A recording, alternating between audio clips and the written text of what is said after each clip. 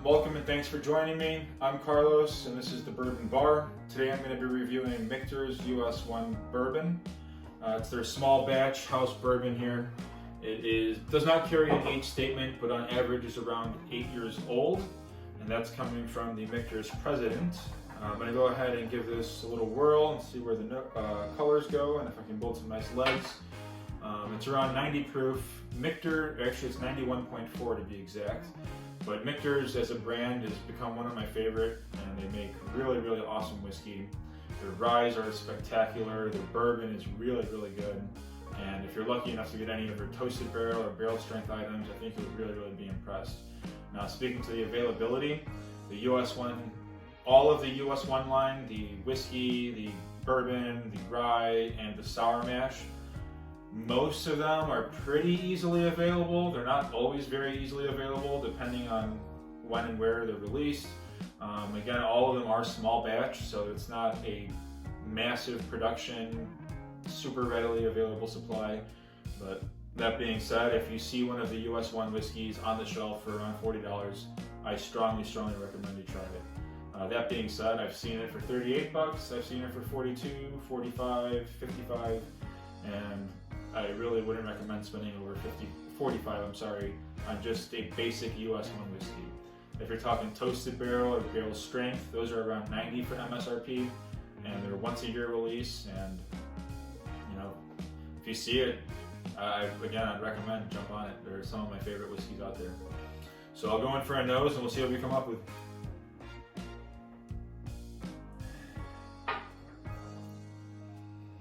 A bit of oak and raisin, kind of sweet, like corn.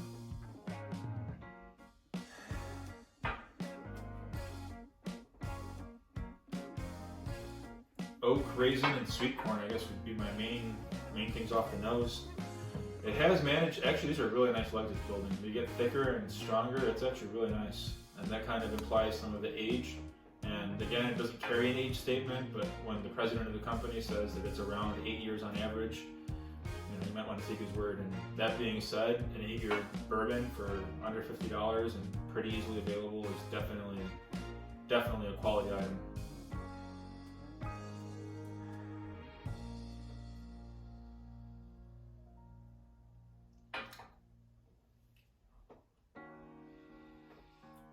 Pretty mild in the mouth, not super heavy. Nice mouthfeel though, it's not like really light. Pops off a decent amount of flavors. Like a nice mild medium finish. Still kind of releasing. No burn in the mouth, and it takes a while, but it does slowly send down a nice hug. It's very nice.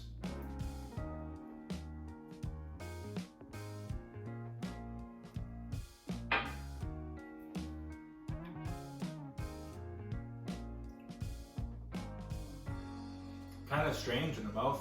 The taste, I would say, mostly is like vanilla and honey and oak.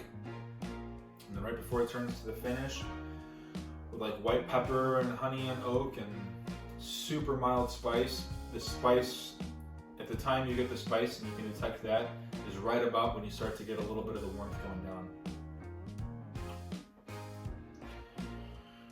Really nice bourbon.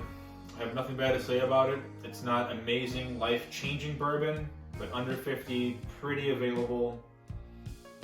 No age statement, but again, on average comes close to 8 years. I really recommend that.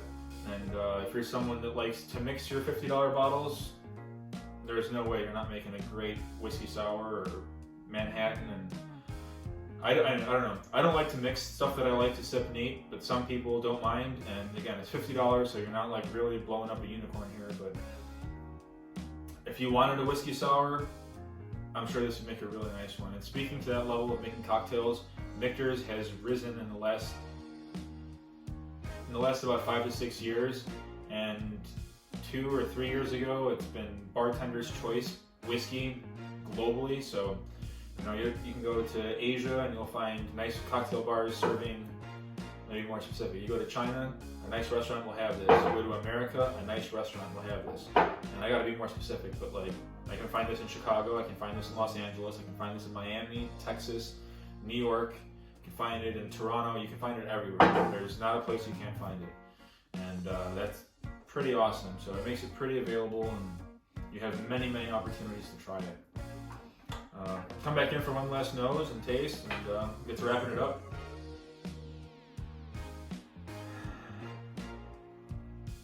Again, with the raisin and oak, it's so unique and so nice.